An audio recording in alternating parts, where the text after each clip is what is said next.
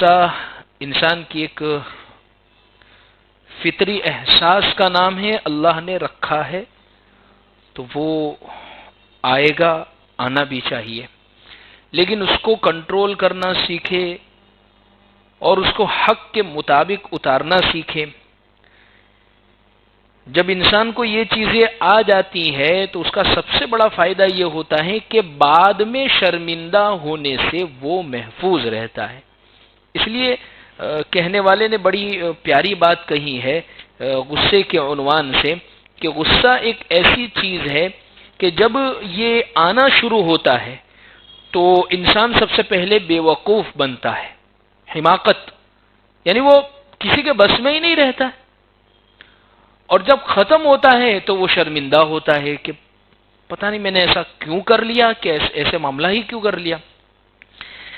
تو الغرض غصے کی علامت اگر دیکھے تو انسان کسی کو گھورنے لگتا ہے، پسینہ آ جاتا ہے، دانت پیستا ہے، جسم میں انسان کو سوئیاں چبھنے لگ جاتی ہے، چہرہ سرخ ہو جاتا ہے، تو یہ غصے کی علامتیں ہیں، یہ غصے کی نشانیاں ہیں۔ تو اس لیے چاہیے یہ کہ ہم اپنی خاص طور پر اس دیواجی زندگی میں، میرج لائف کے اندر اس چیز کو کنٹرول کرنا سیکھیں۔ اور عام طور پر آپ میاں بیوی کے رشتوں کو ذرا اٹھا کر دیکھیں، گھریلو معاملات کو اٹھا کر دیکھیں تو لڑائی جھگڑا نہیں، مطلب مارا ماری نہیں آتی ہوگی میاں بیوی کے درمیان میں، ان کے درمیان کی جو جنگ دیکھے تو وہ ہوگی ان کے درمیان میں الفاظ کی وربل جنگ، ان کے درمیان میں الفاظ کی ہی جنگ، کہ ہوتا یہ ہے یہ الزام لگاتا ہے اور اس کا نتیجہ یہ ہوتا ہے کہ وہ غصے ہوتی ہے، یا یہ الزام لگاتی ہے اور یہ غصہ ہوتا ہے۔ ان وجوہات پر اصل میں مسئلہ یہ ہوتا ہے کہ ہم فوراً ہی اپنے غصے کو نکالنا شروع کر دیتے ہیں، ان مسائل کو حل کرنا اور ان مسائل کو ختم کرنے کا ہم سمجھتے ہی نہیں ہیں۔ اس لیے کسی نے بہت پیاری بات کہی ہے کہ اس کی مثال ایسی ہے کہ ایک دھاگا ہو، ایک دھاگا دورا ہو، دو لوگ اگر پکڑے اور اس کو کھینچنا شروع کرے تو اس کو ٹوٹنا ہی ہے، ایک کو ڈھیلا کرنا ہی پڑے گا۔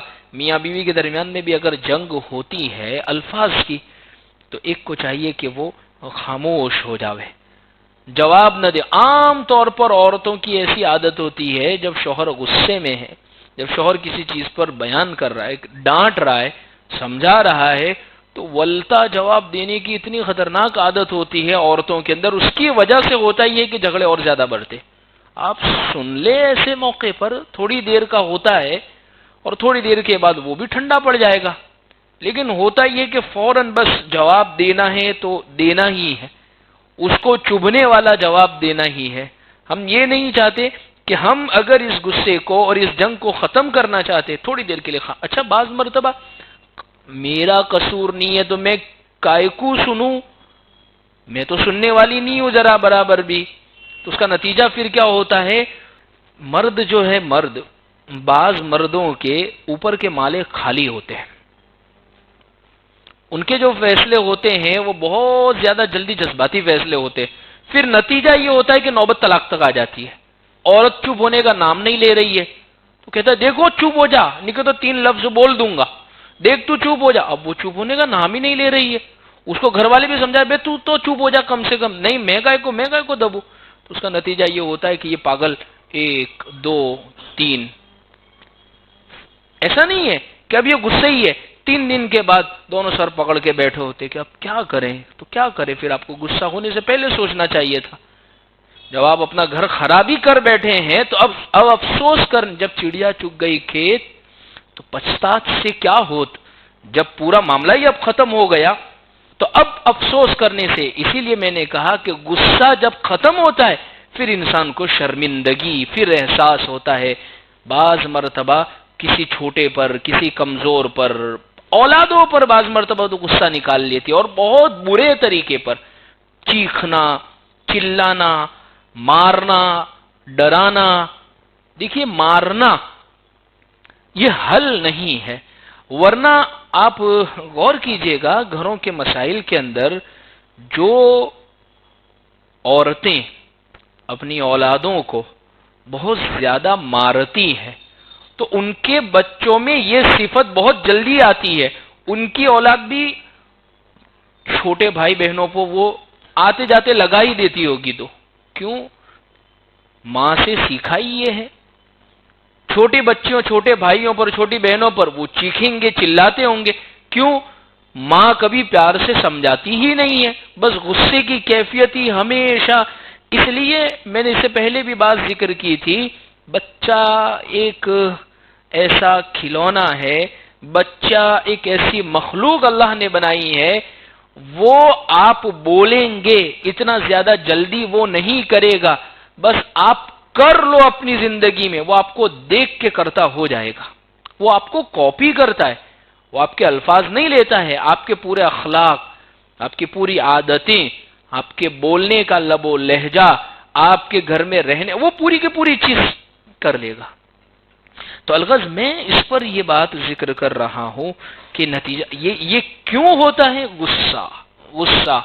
بعض لوگ تو کہہ بھی دیتے دیکھو اپنا تو اوپر کا مالا خالی ہے، اپنے کو تو سہن ہوتا نہیں ہے، میں تو بہت زیادہ غصے والی ہوں، میرے سے غلط تو برداشت ہوتا ہی نہیں ہے، اپنا میٹر تو بہت جلدی شارٹ ہو جاتا ہے.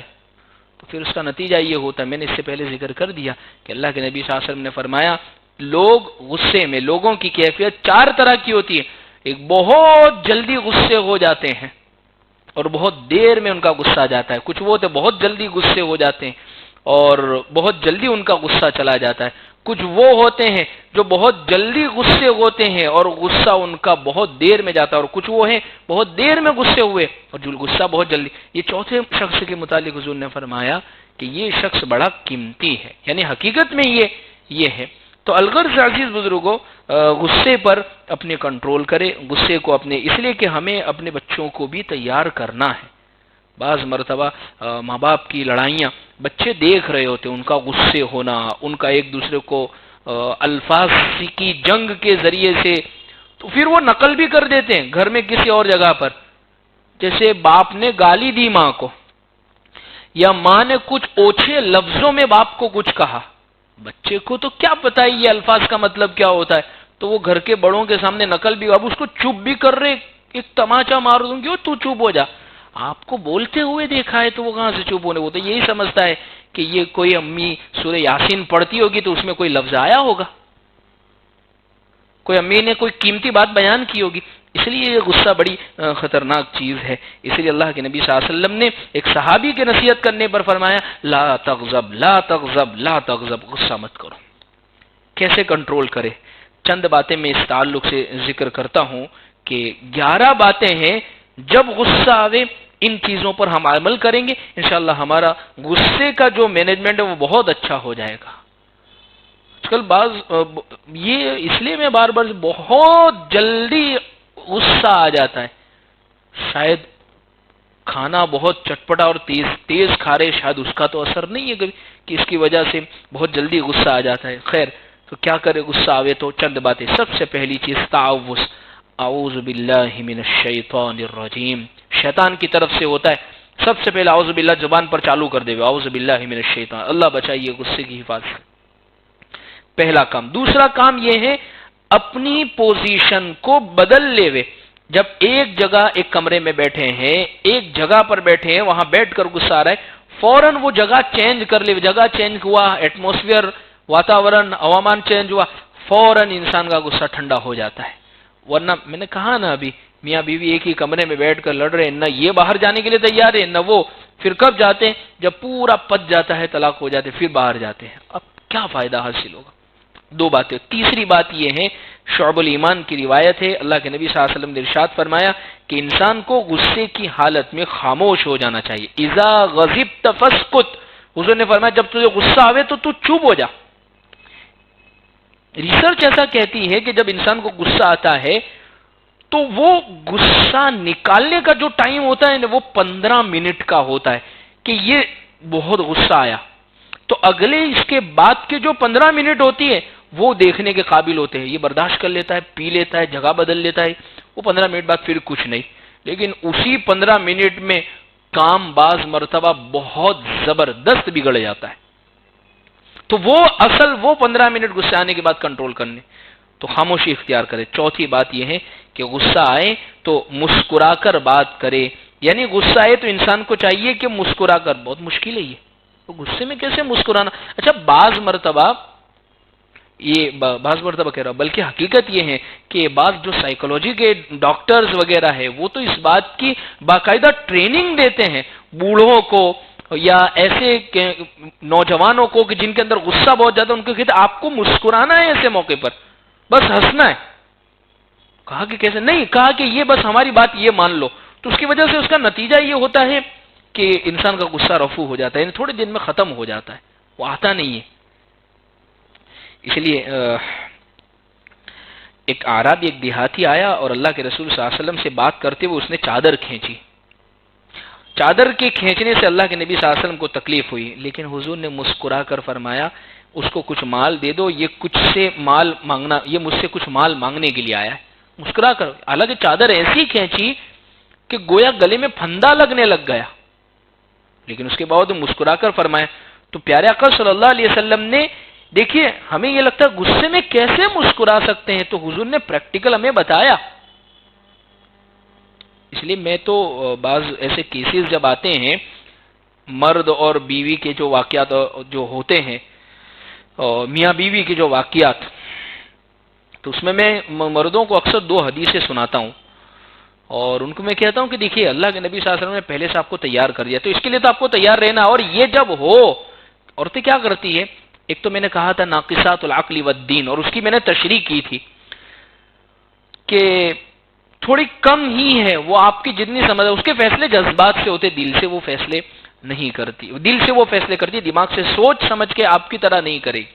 اس لیے جب وہ کبھی غصے ہو جاوے اور غصے میں اس کا ایک ہی لفظ ہوگا، اور وہ حدیث میں حضور نے بیان فرما دیا، جسے ہم کہہ دیتے ہیں اتنا اس کے لیے کرا، یہ 20 سال سے میرے گھر میں ہے، اس بچوں کا خیال رکھ رہا ہوں، اس نے ایک جملہ بولا وہ لا کے رکھ دی، اور 20 سال کے بعد آج یہ میرے کو کہتی ہے کہ تم نے میرے لیے کرا کیا آج تک۔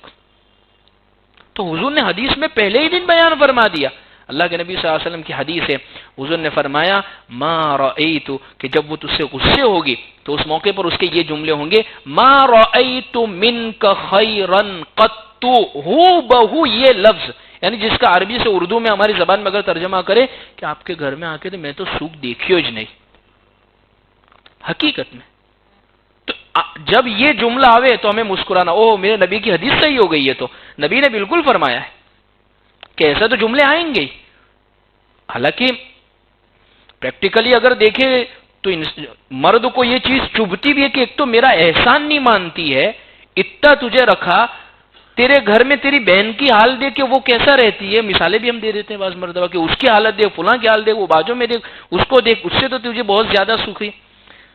یہ شکریہ ادا کرنا تو بہت دور کی بات، اور اوپر سے تو یہ کہتے کہ سکھ دیکھا ہی نہیں، تو انسان کا میٹر پھر جاوے کہ یہ تو میں یہ کہتا ہوں نبی نے کہا ہے کہ ایسا ہوگا، یا تو پھر نبی کی حدیث کو کہہ دو کہ یہ نبی صلی اللہ علیہ وسلم نے حدیث غلط بیان کر دی، یا تو پھر یوں کہہ دو اس کا مطلب نبی نے فرمایا یہ جملہ آنے ہی والا ہے تو ہمیں پہلے سے تیار، جب یہ بولے تو ہاں بالکل میرے نبی کی بات ہو، یہ تو جو کہہ رہی ہے، تو وہ بھی سامنے سے کہے کہ آپ مسکرا رہے ہیں، ہنس رہے، کہا کہ میرے نبی کی بات سچی ہو رہی ہے یہاں پر، تو کہ نبی نے فرمایا کہ پوری زندگی احسان کرو، ایک دن کمی پڑی تو کہے کہ ما رأیت منک خیرا قط، تو یہ مسکرا کر بات کرے۔ اس لیے اللہ کے نبی صلی اللہ علیہ وسلم نے پریکٹس حدیث پاک میں من یکظم الغیظ یاجر اللہ اجرہ، جو شخص اللہ کے لیے غصے کو پی جائے گا اللہ اس کو اجر عطا فرمائیں گے۔ تو اجر دیکھیں۔ نمبر 4، جب غصہ آوے تو موضوع کو بدل لیوے، ٹاپک جو ہوتا ہے نا، ہماری کیا عادت ہوتی ہے، خلاصہ کرو خلاصہ، یہ ہمارے جملے ہوتے ہیں، سب سے پہلے نہیں ٹاپک مت پھرا، موضوع مت پھرا، تو پہلے اس کا خلاصہ کر۔ آپ کو اگر خلاصہ کرنا ہے تو پھر لپیٹ کے رکھ دینا پڑے گا، یعنی معاملہ بچک جائے گا۔ اگر آپ یہ چاہتے ہیں کہ سدھارنا تو چھوڑنی اس کو، مسئلے کو چھوڑ، تو یہ ٹاپک رکھ دے، نہیں پھر وہ گھما کے لائیں گے، نہیں پہلے تو اس بات کا خلاصہ ہوگا، اور وہ خلاصہ کرنے کے اندر پورے دن، مہینے، ہفتے گزر جاتے ہیں اور وہ خلاصے ہوتے ہی نہیں ہیں اور زیادہ معاملے بگڑ جاتے ہیں۔ کئی مسائل میں ایسا ہوتا ہے، آپ دیکھیں کبھی بیچ میں کبھی لوات بن کر دیکھیں، آپ کو پتا چلے گا، آپ خلاصے کرنے کے اندر ہی آپ کا خلاصہ ہو جائے گا۔ تو یہ موضوع کو فوراً بدلے، یعنی اگر غصے کو ختم کرنا ہے تو اس ٹاپک کو بدلے. جیسے مثال کے طور پر گھر میں گئے، کہا بیگم کھانا دو، اور کھانا بالکل تیز بنا ہوا، اور آپ نے اس سے پہلے 50 مرتبہ سمجھا دیا کہ میں پھیکا کھاتا ہوں، تو فوراً اب شارٹ، چلو کوئی دوسرا پڑا ہے تو وہ لیا، یا چواڑے کی تھیلی لیا، اس کے ساتھ کھا لوں گا میں، ہم تو مدرسے میں کھاتے تھے چواڑے کے ساتھ روٹی. تو فوراً چوتھی بات یہ ہے کہ غصے کو بدل لے. پانچویں بات حضرت نے بڑی عجیب لکھی ہے کہ غصے کی ڈائری بناوے. آج کل یہ موٹیویشنل سپیکر جو ہے، یعنی جو موٹیویٹ کرتے ہیں لوگوں کو اور ان کو زندگی گزارنے کے جو طریقے بتاتے ہیں، وہ کہتے ہیں کہ آپ ہر چیز کو نوٹ لکھیں، یعنی ڈائری بنائیں، یعنی لکھیں مجھے غصہ کیوں آیا تھا، اس کی وجہ کیا تھی، اچھا مجھے اس وجہ سے آیا تھا، اس کے بعد پھر اس وجہ سے آیا. تو وہ چیز میں ہم غور کریں، کیا میں حقیقت میں اس سے کم غصہ کرتا تو چل جاتا کہ نہیں چل جاتا؟ کہا کہ چل جاتا، لیکن میں نے زیادہ کر دیا. ہوگا یہ ایک وقت یہ آئے گا کہ انشاءاللہ آپ کا غصہ کنٹرول میں ہو جائے گا. چھٹی بات، ورزش کی عادت بنائیں. یعنی جو لوگ جسم کی ورزش کرتے ہیں اور ایکسرسائز کرتے ہیں یا اپنے آپ کو تھکاتے ہیں، تو ان کے جو دیکھیے اللہ نے بہت سارے طرح کے اندر جرسوں میں ہارمونز رکھے، تو جو ورزش زیادہ کرتے ہیں ان کے جسم کے جو خوشی کے جو ہارمونز ہوتے ہیں، اچھی چیزوں خوش ہونے کے، وہ بہت زیادہ ہو جاتے ہیں. اس لیے جو آدمی غصہ کرتا ہے، جو ورزش کرتا ہے، عام طور پر ان کی زندگیاں آپ اٹھا کر دیکھیں کہ ان کی ساری انرجی یہاں پر خرچ ہو گئی ہے، تو وہ دوسری چیزوں میں پھر غصہ نہیں کریں گے، غصے ہی پر ساری انرجی خرچ کر دیں گے، تو اس کی وجہ سے پھر ورزش کی بھی پھر توفیق نہیں ہوگی. تو یہ ورزش کی عادت بنائیں. ساتویں بات، الفاظ کا استعمال اچھا کرے غصے میں بھی. ہم کیا کرتے ہیں، فوراً دیکھیے تم کے لفظ کے بجائے آپ کے لفظ سے غصے کا استعمال کرے. جیسے یعنی جیسے ہم تو تکارے پہ آ جاتے ہیں، بس تو عورتیں بھی تو تکارے پہ آ جاتی ہیں مردوں کے ساتھ. بیٹھنی تو خبر، وہ شوہر سے بات کر رہی ہے، تجھے پتا ہے کہ نہیں ہے کہ یہ چھیلی گھڑی ہے، اس کے بعد تجھے تیری ماں کے وہیں جانا ہے، پھر بھی بدتمیزی سے باتیں کر رہی. تو تکارے سے بات، شوہر کو کیا مقام دیا ہے؟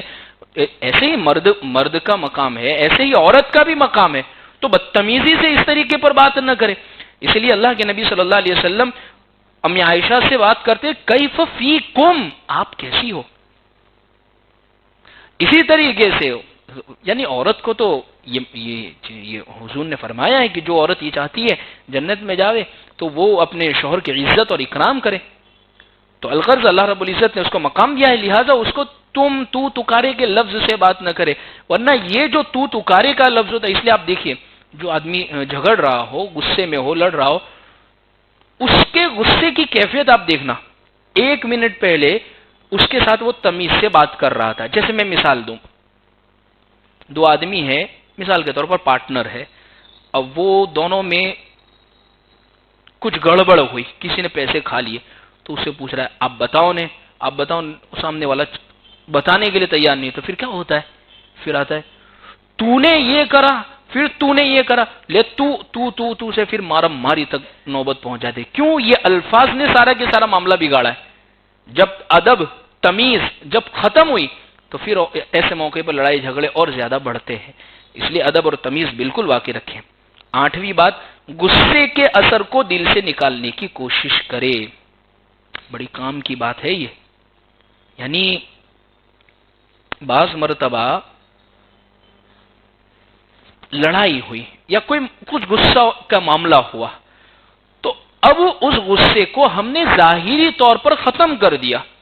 بعض مرتبہ اللہ صحیح سمجھ دے ایسے مردوں کو بھی اور ایسی عورتوں کو بھی، وہ دل سے غصہ نکالنے کے لیے تیار ہی نہیں ہوتے. اتنا خطرناک کینہ، اتنا خطرناک بغض، اتنی خطرناک نفرت رکھے ہوئے ہوتے ہیں.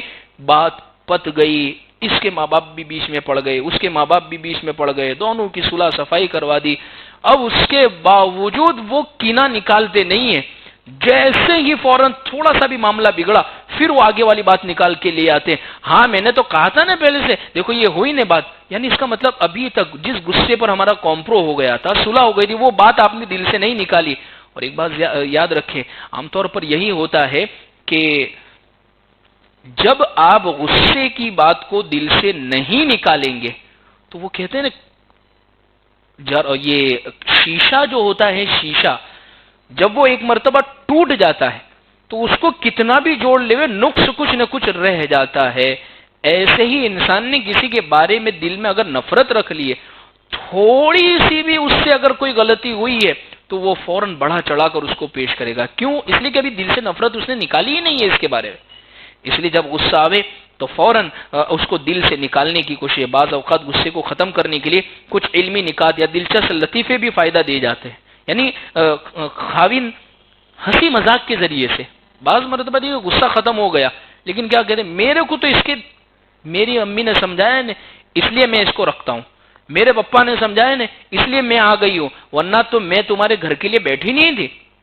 یعنی غصے کو دل سے نکالا نہیں ہے. تو اس کا اثر, اس کا نتیجہ یہ ہوتا ہے کہ پھر وہ بنتی نہیں ہے. اب جب ختم ہو گیا ہے غصہ تو اب ہنسی مذاق کے ذریعے سے, یعنی دل سے فوراً بغض کو ختم کر دے, ایک دوسرے سے ہنسی مذاق کرے, دل کو پاک صاف کرے. اللہ کے نبی صلی اللہ علیہ وسلم نے فرمایا جو شخص دل میں کینہ پال لیتا ہے کسی کے بارے میں, اس شخص کی نجات نہیں ہے.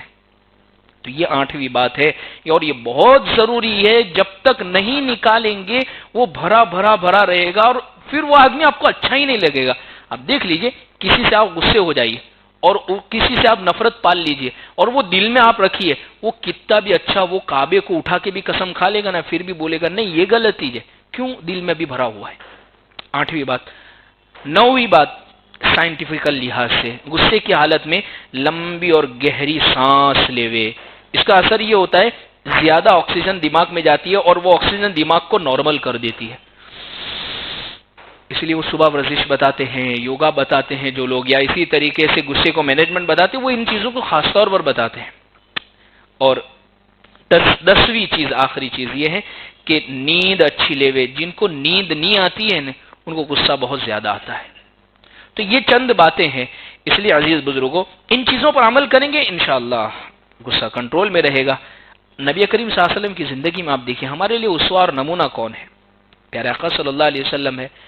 آپ دیکھیے کہ اللہ کے نبی صلی اللہ علیہ وسلم کی زندگی میں غصے کی حالت میں پیارے آقا صلی اللہ علیہ وسلم نے کیسے عمل کر کے بتایا اس امت کو. ایک مرتبہ ام المومنین حضرت سیدہ صفیہ رضی اللہ عنہا کو ایک ام المومنین نے, یعنی امت کی جو مائیں ہیں ہمارے, ان میں سے کسی ایک نے حضرت صفیہ رضی اللہ عنہ کو یہ کہہ دیا کہ تم تو یہودیہ ہو. کیونکہ یہ یہودی خاندان سے تھی تو ان کو یہودیہ کا تانا دے دیا. تو صفیہ رضی اللہ عنہ نے نبی صلی اللہ علیہ وسلم کو بتایا تو اللہ کے رسول صلی اللہ علیہ وسلم نے فرمایا حلا قلتی, کہ تم نے یوں کیوں نہیں کہا ان ابی ہارون و عمی موسیٰ و زوجی محمد صلی اللہ علیہ وسلم, کہ اگر تم یوں کہہ دیتی کہ یہودی ہونے کا جب تمہیں تانا دیا تھا تو تمہیں یہ چاہیے تھا کہ جواب میں کہتی میرے والد ہارون علیہ السلام, میرے چچا موسیٰ علیہ السلام اور میرے خاوند رسول اللہ صلی اللہ علیہ وسلم ہے. یعنی غصے کا جواب پازیٹیو انداز میں دے کے. جیسے میں اس کی مثال دوں, بعض مرتبہ کیا ہوتا ہے جیسے یہ یہودی ہونے کا تانا دیا تو اب اس کو غصے کا انداز یہ تھا کہ بہت برا. حضور نے اس کو پازیٹیو انداز میں کہ بھئی نبی ہارون علیہ السلام بھی یہودی تھے, موسیٰ علیہ السلام بھی یہودی تھے, اور اب تو میں تمہارا نبی ہوں تو ان کو جواب دو. تو یہی ہمارے گھروں میں بھی بعض مرتبہ ہوتا ہے کہ چلیے مان لیجئے مثال کے طور پر ساس نے کوئی تانا دے دیا ہے, بہو نے ساس کو کوئی کھری کھوٹی سنا دی ہے, تو اس کو یہ چاہیے کہ پازیٹیو ویو کے اندر میں اس کو لے جاؤں, مثبت سوچوں اس کے متعلق, اچھی کوئی چیز سوچوں. جیسے مثال کے طور پر بعض مرتبہ کسی بہو کو جیسے ساس نے یہ کہہ دیا کہ تجھے کھانا بناتے ہی نہیں آتا ہے, تیری ماں نے کیا سکھایا, تو اب فوراً ماں کے پاس ٹیوشن کہ امی ایسا ایسا بولتے. تو اب ماں کو چاہیے کہ اب اس کو یہ انداز میں جو اللہ کے نبی صلی اللہ علیہ وسلم نے حضرت صفیہ رضی اللہ عنہ کو اس انداز میں ان کو ٹریٹ کرے. ماں یہ کہے بیٹی تیرے اچھے کے لیے تو کہتے, اب جب تم نے نہیں سیکھا ہے تو بیٹا اسی لیے تو کہیں گے. لیکن یہ ہوتا نہیں ہے عام طور پر. یہ جب میں کہتا ہوں تو ایسا لگتا ہے کہ آپ تو کسی اور دنیا کی باتیں کریں, ہمارے یہاں تو ایسا نہیں ہوتا ہے. ہمارے یہاں تو ماں کچھ اور ہی الگ ہی کچھ چیزیں سکھاتی ہے کہ اپنے ولتا جواب دے دینے کا اور بولنے کا میں تو ایسا ہی پکاؤں گی. تو ایسا ہوتا ہے اللہ صحیح سمجھ عطا فرمائے. تو اس کی وجہ سے گھر بنتے نہیں ہیں. یعنی آپ سوچئے تو صحیح کہ کیا ہمیں گھر کو جنت بنانا ہے یا لڑائی اور جھگڑے اور یوں سمجھے کشتی کا میدان اس کو بنانا ہے؟ ظاہر سی بات ہے گھر کو جنت بنانا ہے تو گھر ایسے جنت نہیں بنتا ہے. اسی لیے آپ دیکھیے وہ ہم گھروں کے باہر لکھواتے ہیں سویٹ ہوم. گھروں کے باہر سویٹ ہاؤس نہیں لکھواتے. ہوم اور ہاؤس میں فرق ہے. ہاؤس کہتے ہیں house is built by hand. یہ ہاؤس کہتے ہیں یہ جو مٹی غارہ اینٹ اس سے جو بنا ہوا اس کو کہتے ہیں ہاؤس. اور ہوم کہتے ہیں گھر کے اندر جو رہنے والے ہیں ان کی محبتوں سے جو گھر خوبصورت نظر آتا ہے اس کو کہتے ہیں ہوم. اسی لیے سویٹ ہوم لکھوایا جاتا ہے کہ یہاں کی محبتیں اتنی پیاری ہے, یہاں کے رہنے والے لوگ اتنے میٹھے اتنے اچھے ہیں کہ ان کے درمیان میں بڑی محبتیں ہیں. تو اس لیے عزیز بزرگوں یہ جب ہی ممکن ہو سکتا ہے جب ایک دوسرے کو برداشت کیا جاوے اور جب ایک دوسرے کو محبتیں دی جاوے. اللہ سے دعا ہے اللہ ہمیں ان باتوں پر عمل کی توفیق عطا فرمائے. سوال یہ پوچھا ہے کہ میرے شوہر زکوٰۃ دیتے ہیں میری اور قربانی کرتے ہیں میری طرف سے. یعنی خاتون نے یہ سوال پوچھا ہے کہ میرے شوہر میری قربانی اور میری زکوٰۃ دیتے ہیں مگر میرے پاس کچھ روپے کچھ سونا اور کچھ چاندی ہے جو میرے شوہر کو پتہ نہیں ہے, تو کیا مجھے اس کی زکوٰۃ دینی ضروری ہے یا اس کی طرف سے قربانی کرنی ضروری ہے؟ دیکھیے ایک بات ذہن میں رکھیں, یہ چیز زکوٰۃ اور قربانی کا مسئلہ جس کے پاس مال ہے اس کے اوپر واجب ہے. اب وہ چاہے مرد ہو یا وہ چاہے عورت ہو, چاہے بیوی ہو یا چاہے شوہر ہو. عام طور پر یہ ہوتا ہے عورتیں جو گھروں کے کام کاج گھر دیکھتی ہے, کمانے کے لیے نکلتی نہیں ہے, لہذا ان کے پاس پیسے وغیرہ ہوتے نہیں ہیں, تو عام طور پر مرد ان کی طرف سے ان کی زکوٰۃ نکال دیتے ہیں اور ان کی طرف سے قربانی کر دیتے ہیں. یہ ان کا احسان ہے, یہ ان کا احسان ہے. وہ کر دیتے ہیں, قربانی بھی ادا ہو جائے گی, زکوٰۃ بھی ادا ہو جائے گی. لیکن اگر وہ نہیں نکالتے ہیں اور وہ قربانی نہیں کرتے ہیں تو یہ ذمہ داری عورت پر ضروری ہوگی, اس لیے کہ وہ ان چیزوں کو استعمال کر رہی ہے. تو لہذا خلاصہ یہ ہے کہ عورت کے اوپر اپنے مال کی اور اپنی تمام چیزوں کی زکوٰۃ نکالنے کی بھی اور مال اگر ہے قربانی کرنے کی بھی ذمہ داری ہے, یعنی اس کے اوپر واجب ہے. شوہر کر دیتا ہے تو اس کا احسان ہے. اب وہ چیزیں جو چھپا کے رکھی ہے شوہر کو علم نہیں ہے ان چیزوں کا, تو لہذا اس کی زکوٰۃ چاہے وہ پیسے ہیں چاہے وہ چاندی ہے چاہے وہ سونا ہے یا کوئی بھی ایسی پراپرٹی ہے جس کا شوہر کو علم نہیں ہے تو اس کی زکوٰۃ نکالنی پڑے گی. نہیں اگر نکالے گی تو وہ گنہگار ہوگی. دو عورتیں اللہ کے نبی صلی اللہ علیہ وسلم کی خدمت میں آئی اور ان کے ہاتھوں میں سونے کے کنگن تھے. حضور نے پوچھا کیا ان کی زکوٰۃ آپ نکالتی ہو, پہننے کی چوڑیاں, تو کہ نہیں نکالتی ہو؟ تو انہوں نے فرمایا کہ نہیں. تو اللہ کے نبی صلی اللہ علیہ وسلم نے فرمایا کہ تمہیں یہ بات اچھی لگے گی کہ قیامت کے دن تمہیں آگ کے کنگن پہنائے جاوے؟ کہنے لگی نہیں. تو حضور نے فرمایا لہذا تم ان کی زکوٰۃ دیا کرو. تو جو بھی عورتیں جن چیزوں کو بھی پہنتی ہے یا جو ان کے پاس ہے ان ساری چیزوں کی زکوٰۃ نکالنا ان پر واجب ہے. دوسرا سوال یہ پوچھا ہے کہ جب بچہ پیدا ہوتا ہے تو 40 دن کے بعد مٹھائی تقسیم کی جاتی ہے جس کو ضروری سمجھا جاتا ہے. چھپا زبان میں جس کو کہتے ہیں جاپا منہ اٹھنے مٹھائی کا تقسیم کرنا, کیا یہ ضروری ہے؟ ایک بات یہ ذہن میں رکھیں, بچے کی پیدائش پر خوش ہونا, خوشی کا اظہار کرنا, خوشی میں مٹھائی وغیرہ یا کوئی بھی چیز تقسیم کرنا اجازت ہے, کر سکتے ہیں. لیکن ایک بات ذہن میں رکھے, اس کے لیے رسم نہ ہو, رواج کے طور پر نہ ہو, ایک بات. دوسری بات دیکھا دیکھی میں نہ ہو, اپنی حیثیت سے بڑھ کر نہ ہو. تیسری بات کہ وہ اس کی وجہ سے ریاکاری نہ ہو. جیسے انہوں نے جو سوال پوچھا ہے کہ 40 دن، تو یہ ہمارے یہاں پر اچھا شریعت ہمیں کیا کہہ رہی ہے؟ شریعت یوں کہہ رہی ہے 7واں کرو، یعنی 7ویں دن عقیقہ کرو۔ ہم کیا کرتے ہیں؟ چھٹی سے اٹھ کے نہلاتے ہیں اور چلہ بناتے ہیں، یعنی 40 دن کے بعد مٹھائیاں تقسیم کرتی ہے، اور عقیقہ کا وہ بعد میں کر لیں گے۔ جو چیز شریعت کہہ رہی ہے وہ ہم بعض مرتبہ کرتے ہی نہیں ہے، تو لہذا بہتر یہ ہے کہ ان کا عقیقہ کرے۔ مٹھائی وغیرہ بھی اگر آپ تقسیم کرتے ہیں کوئی حرج کی بات نہیں ہے، آپ کر سکتے ہیں، لیکن رسم رواج دکھاوا یا اس غرض سے نہ ہو کہ اس کے یہاں سے آئی تھی تو اب میرے یہاں ہوا ہے تو دینا بھی پڑے گا، اور زبردستی کے قرضے کر کے اور اتنے لمبے چوڑے تک دینا پڑے گا کہ جس کے اندر 2-4 جاپے اور ہو جاتے اس کے۔ تو اتنا سارا نہ کرے، اگر خوشی ہے تو مختصر جتنا اللہ نے آپ کو دیا اتنا کرے، اگر نہیں بھی کریں گے تو کوئی آپ گنہگار نہیں ہوں گے۔ تو یہ ذکر کر دی۔ اور ایک اور سوال یہ پوچھا ہے کہ میرے پاس چند جائیدادیں ہیں اور میں نے ان کو کرائے پر دیا ہے، تو کیا میں ان کو بخشش کر سکتا ہوں میرے کسی ایک لڑکے کو، حالانکہ میرے 3 لڑکے ہیں اور ایک لڑکی ہے؟ زندگی میں اولاد کو دینے کے بارے میں مسئلہ پوچھا ہے کہ میں اپنی زندگی میں اپنی اولاد کو اپنی پراپرٹی دے سکتا ہوں اور اس میں سے بھی ایک لڑکے کو دینا چاہتا ہوں، باقی 3 اولاد اور ہیں اور ایک لڑکی اور ہے، کیا ان کو نہ دوں؟ تو ایک بات ذہن میں رکھے، ہر شخص اپنی زندگی کے اندر اپنی جائیداد کا خود مالک ہوتا ہے، اس کو اختیار ہے کہ وہ جس طریقے سے بھی اس کو تصرف کرے، یعنی کیسے بھی اس کو خرچ، کسی انسان کو یہ حق نہیں بنتا کہ اس کو ٹوکے، یعنی والدین باپ اس کے پاس جائیداد ہے تو اگر وہ تقسیم کرنا چاہتا ہے، کسی کو بھی دینا چاہتا ہے، تو اولاد کو حق نہیں بنتا کہ اس میں پوچھ کرے، اس میں پکڑ کرے یا کہے کہ ہمیں دو، اس کی ملکت ہے۔ لہٰذا اب رہی یہ بات کہ باپ خود یہ چاہتا ہے کہ میری زندگی میں اپنی اولاد کو دے دوں،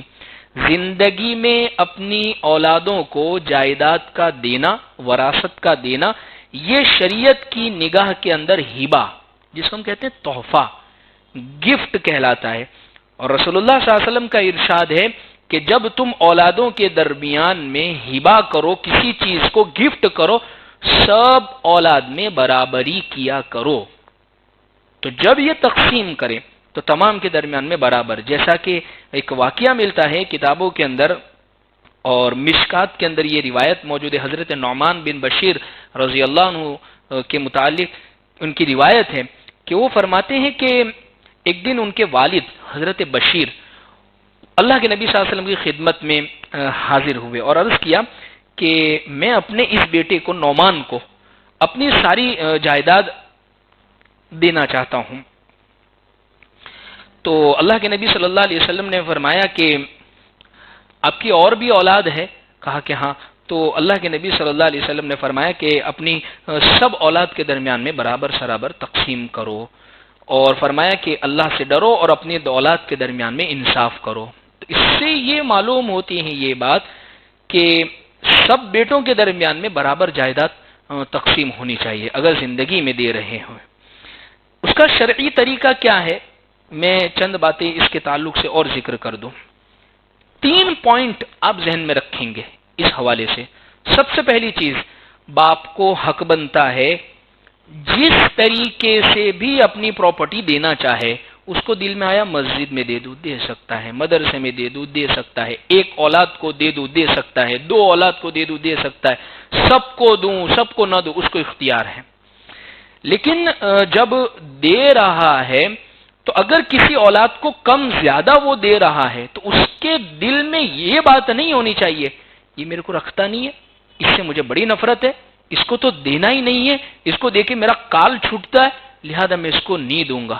یہ اگر دل میں جذبہ آیا باپ کی پکڑ ہوگی آخرت میں۔ اس لیے اولاد کے درمیان میں جائیداد زندگی میں دے رہے ہیں، کسی کو کم بدارے دے رہے ہیں، اس کا مقصد یہ ہے کہ بھئی یہ مضبوط ہے، یہ کر لے گا، یہ تھوڑا نبڑا ہے کمزور ہے، لہذا اس وجہ سے میں تھوڑی اس کو زیادہ دے رہا ہوں، تو اس کی گنجائش ہے۔ پہلی بات تو یہ ہے کہ یعنی اس طریقے سے. دوسری بات یہ ذہن میں رکھے سب کو برابر، جیسے مثال کے طور پر مسئلے میں یہ بات پوچھیے 3 لڑکے ہیں اور 1 لڑکی ہے، تو اگر ان کے پاس 1 کروڑ روپے ہیں تو پھر پوری ملکت میں سے 25-25 لاکھ چاروں کو دے دے.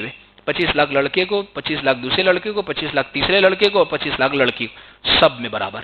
یہ دوسری شکل ہے. تیسری شکل یہ ہے جس طریقے سے وراثت تقسیم ہوتی ہے اسی کے مطابق تقسیم کر دے. یعنی اسی مسئلے کے اندر لڑکوں کو ڈبل دے دے اور لڑکی کو آدھا دے دے تو اس کی بھی گنجائش ہے. یعنی کس طریقے سے، جیسے اسی مسئلے کے اندر میں آپ سے ذکر کروں، ٹوٹل ملکت کے 7 حصے کر لے جتنی بھی چیزیں ہیں. جیسے 70 روپے اگر ہے مثال کے طور پر، تو 10 روپے لڑکی کو دے دے اور 20-20 روپے تینوں لڑکوں کو دے دے. جیسے وراثت، یعنی باپ اگر مر جاتا اس کے بعد ملکت تقسیم ہوتی تو اس طریقے پر. تو یہ زندگی میں بھی وراثت کے حساب سے اگر دینا چاہے تو اس کی گنجائش ہے. تو الغرض عزیز بزرگوں، یہ میں نے اس حوالے سے کہ زندگی میں اگر تقسیم کرنی ہے تو اس کی صورت یہی ہے کہ اپنی اولادوں کے درمیان میں اس طریقے پر تقسیم کرے. اللہ سے دعا ہے اللہ عمل کی توفیق عطا فرمائے.